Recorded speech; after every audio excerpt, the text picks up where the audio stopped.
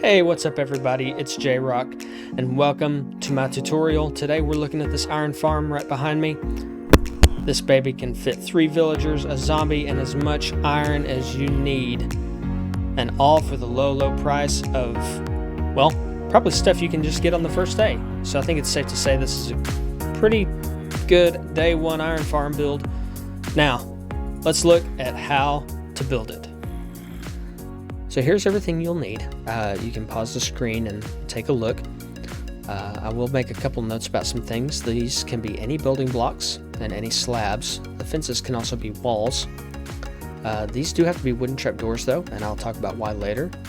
And as for this, you'll need 1 lava source, but 4 water sources, and I'll show you how to get infinite water later. And the ladders in this case are completely optional. That's just to help you get up and down places. You can do a staircase instead. That's perfectly fine. As for the zombie, we just need to make sure he doesn't despawn. If you're a little later in the game or you've found a mine shaft, you can use a name tag, like what I'm going to be using, or if you're playing on hard mode, it'll be easy for you to find a zombie that can hold an item. Then, as long as he can pick it up, then he won't despawn. That becomes a little harder on easy and normal difficulty though, because the rates are a lot lower for a zombie being able to pick up an item there. So now, let's get everything we need to get this started off with, and the dirt is just going to be a temporary block. So to start off, we'll build the villager pods, and I think we're going to put it right here. So for this, we just need to go up 15 blocks, and you could do this 10 blocks in the air, 20 blocks in the air, it doesn't really matter. Just don't go any lower than about 7, otherwise your golem could spawn on the ground, and then that would, just totally break your iron farm. Now from up here, you'll want to take a look and figure out which direction you want the iron golem collection system. So in my case, I'm going to put it off this way, which means I want my villager beds coming off in the opposite direction. So over here, I'm going to make a 1x5 area coming off just a little bit, and I'll space the beds out by 1. Now at this point, it would probably be good to go ahead and build a staircase so you can get your villagers up here. Usually I like to do that with a workstation, and place the workstation here. They can pathfind up to it, and then you can just break the workstation and remove their path blocks from around it so they can't pathfind off the beds. Now above each bed though, you'll want to put 2 bottom slabs, and that will just prevent your villagers from getting struck by lightning. Because if they turn into a witch, then that kind of breaks the iron farm and defeats the purpose of having villagers.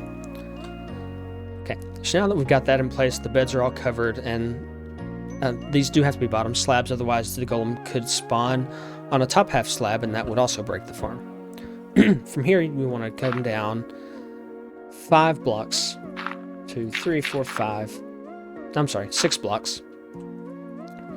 And we'll come out 2 blocks. So 1, 2, and on the third one, place a building block.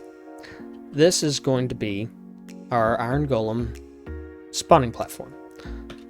So we're going to make this a 3x3 platform.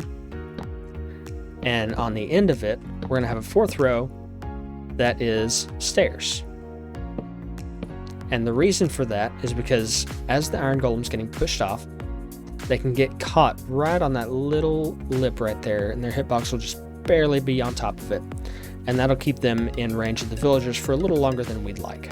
So now once you've got that built up, 3x3 with the stairs on the end, we're going to put a temporary block there and fill in your fences or walls. And they just need to surround all of it except for the side with the stairs. We're going to put fence gates there, open fence gates so the water can flow out. So now we just need to put 3 fence gates here, make sure they're all opened, and we're ready to put our water in. Now if you're near water like this, or all these little ponds around here, you're fine. But if you're not, and you want to have an infinite water source, all you need to do is create a 1x3 area and put water on each side, and now the middle becomes infinite water. So you can stand here with as many buckets as you want and take that out all day long.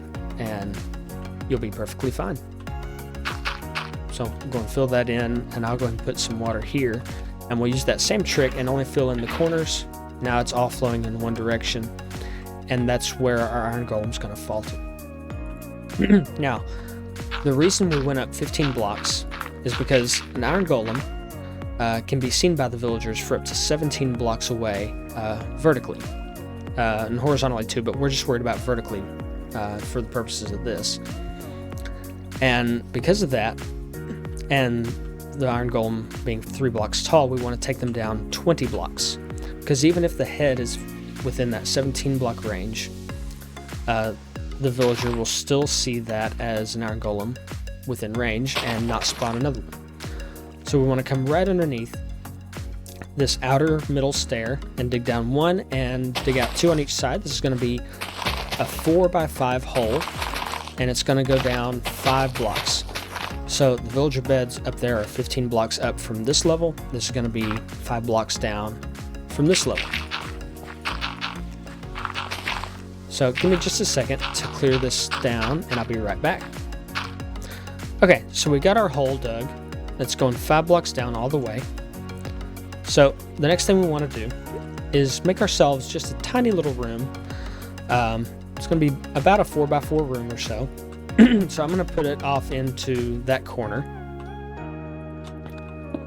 So I'm going to count this block as 1. So there's 2, 3, 4, and 2, 3, 4. I'm going to clear all of this out. And this is where our collection chest is going to be. So whichever corner you decide to put this room, you want to put your water source on the opposite side, but we need to place our signs first. So if you made this with the same dimensions as I did, you'll need 20 signs. And so we're just going to fill up this entire level, 1 up from the bottom, with signs, and that's going to help hold back the lava that we're going to put in here in a minute. And also, if you did these same dimensions, whenever you go to place your water, you'll place it in the opposite corner of your collection room, and it should end right there perfectly at this corner. So now that you're here, go ahead and take those 3 out, and either in that direction or this direction, you want to clear out 2 more spaces. And so that's where our double chest is going to go, and I'm going to go ahead and leave our crafting table down here because that's where we are going to need it. Now, back in the hole, we want to get our lava bucket, and right above this opening, right here in this little corner right here, is where we want to place it. And because the signs are there, it's not going to fall down. But now, no matter where the iron golem falls in here, the water is going to push them into this lava blade, and it's going to take care of them, and all of their drops are going to come funneling out right here. So at this point, you can either get some of those ladders and climb your way back up, or just build a staircase. Either way is fine. Now, back up here at the villager pods, we need to make our zombie chamber. So from the middle bed, we're going to come out 4 blocks, and on the 5th one, we need to place a building block. Now on top of that, a trapdoor. Now on each side, we're going to place another solid block, and we can go ahead and get rid of those temporary blocks. But on the side where the villagers are, we want to put 3. And on top of those 3, we want to put 3 more trapdoors, and go ahead and flip those up. That's going to help break the line of sight to our zombies, so our villagers have a chance to sleep. For the first little bit, this can be automated, but if you've already found some redstone enough to make a simple clock or daylight sensor, this can easily be automated, but that'll be for a different tutorial. For now, we're just going to keep it simple. And at this point, above each of these, I want to put a bottom slab. And if you're curious of how you can know, you can pull up your F3 screen and look at the right side, the targeted block, and it'll say type bottom. So I'm going to put that above each of these trapdoors, because if they're closed, a golem can still spawn on that, and if he's this close, he will kill your zombie, and you don't want that to happen. So because of that, I'm also going to cover all of these with bottom slabs. And I'm going to build up a little bit and put a top slab right there with a bottom slab above that. Now I can get rid of those. At this point, we're ready to get our villagers and our zombie in place. I'm going to go ahead and get the name tag also. There we go. And since it's nighttime, we don't need to prime this farm. If you end up getting these villagers from a breeder, they probably won't have slept, so you will need to make sure they sleep before this farm is able to start working. So let's go ahead and put our zombie in there and name him. But the reason for that is because of some of the golem spawning mechanics. A villager has to have slept, has to be near 2 other villagers and be panicked, and also has to not have seen an iron golem within the last 600 game ticks, and that's about 30 seconds. And they check that every 10 seconds. So now that these guys have slept, I'm going to open these up. They're going to all get scared, and we should see an iron golem come out in just a second. There he is. Alright, now he's going to fall down, get taken care of by the lava, and this thing's now fully functional. Of course, like I said, the only thing is as soon as it gets to be nighttime, one important thing to note is that villagers can sleep at night before the player can. So as soon as you start seeing that it's dusk, come up here and flip these closed. They just need to hit the bed for a split second, then you can open it right back up. So as long as you do that every night until you're able to automate this, you should be just fine. And if you're worried about your zombie being able to get out, you can just come in here and place slabs as far down as you can until it's right above him. So that does it for the farm. Now what I want to do is show you how to use the farm to automate the farm a little bit better, at least. So they're going to keep spawning golems because right now they're not sleeping, so they're still panicked. So we're going to come down here. Alright, and so there we see we've already gotten 2 iron golems worth. Now whenever they drop, and here comes another one, they'll drop anywhere from 3 to 5 iron ingots or 0 to 3 poppies. So on average we can expect about 4 iron ingots per iron golem. And then we just got, looks like 4 from that guy. So now what we can do, we can get a little bit of our automation going. So we put 2 chests there, so now you should have 3 chests left. So what we're going to do is make hoppers out of these guys. So I can make 2 hoppers now. I'm going to go ahead and point one there and the other there. Now whatever we get from this guy, we can make our 3rd hopper. Yep, there we go.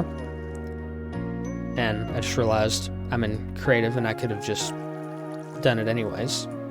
But I'll take you guys along for the journey regardless. So we'll point that in there. And now anything that drops from an iron golem is going to come through. The water's going to wash it into this corner.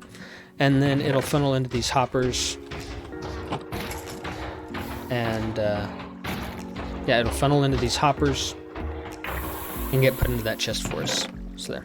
It looks like there was a skeleton that came through also.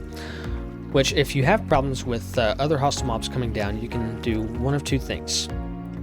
You can either come back up here and surround this with fences, although I would recommend putting them an entire block away so that the golem doesn't get caught on it on his way down. Then that will also break the farm because he'll be in range of the villagers and they'll see him and not think they need to spawn another golem. Or you can come in and put a full block on those and a top slab on those.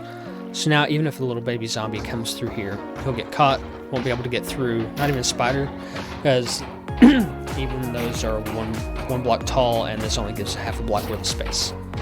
Alright, so that's it. That is the simple day one iron farm build. This thing's going to be about as efficient as you can get early game. It's going to spawn a golem as fast as these villagers can spit one out.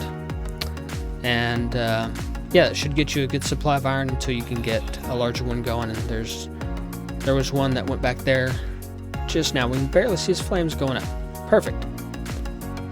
Alright, so if you like this video, make sure you leave a like down below. If you use this in your world, let me know in the comments. And if you want to see more stuff like this, please consider subscribing. Thanks for stopping by. See you later.